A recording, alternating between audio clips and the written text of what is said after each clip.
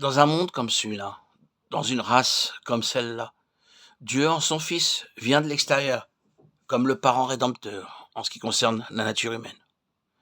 Il a avant tout le droit de rachat. Pourquoi? Parce qu'il est le premier-né de toute la création. Il a la première place.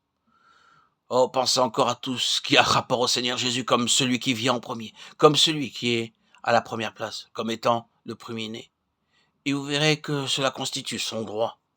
Car dans la Bible, c'est normalement le premier-né qui porte toujours avec lui les droits. Voici Jésus, le Fils de l'homme, le premier parce que Dieu l'a désigné et l'a mis dans cette position. Il a le droit de rachat. Il a aussi le pouvoir de racheter, c'est-à-dire qu'il a les ressources pour le faire. Qu'est-il exigé normalement pour racheter? L'héritage doit être racheté, non seulement pour nous, mais pour Dieu. Nous, à notre tour, nous sommes l'héritage. Nous sommes de droit la possession de Dieu. Non seulement nous avons perdu notre héritage, mais Dieu a perdu son héritage en nous.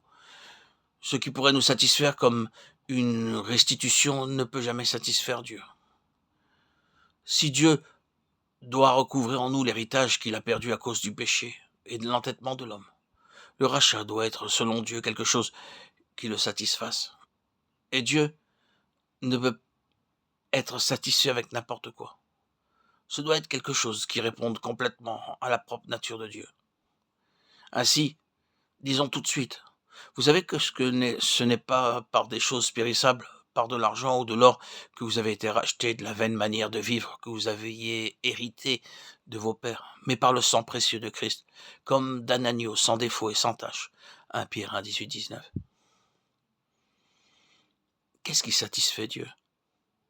Ce qui est incorruptible, ce qui peut seul apporter à Dieu sa satisfaction, doit être incorruptible, pur, sans défaut et sans tache. Ce sont là des mots qui se rapportent toujours à Christ. Un agneau sans défaut et sans tache. 1 Pierre 1, 18, 19. Qu'est-ce qui satisfait Dieu? Ce qui est incorruptible. Ce qui peut seul apporter à Dieu sa satisfaction doit être incorruptible, pur, sans défaut et sans tache. Ce sont là des mots qui se rapportent toujours à Christ. Un agneau sans défaut et sans tache. C'est la ressource de la rédemption, le pouvoir de la rédemption. La rédemption signifie recouvrer l'héritage perdu.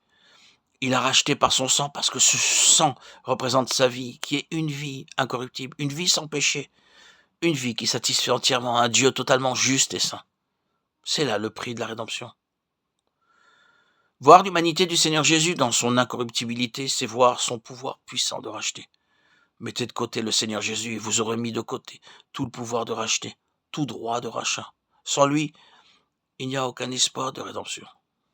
Nous ne pouvons être rachetés pour Dieu avec ces choses corruptibles comme l'argent et l'or. Être racheté pour Dieu signifie qu'une vie, conformément à la propre nature de Dieu, doit être offerte.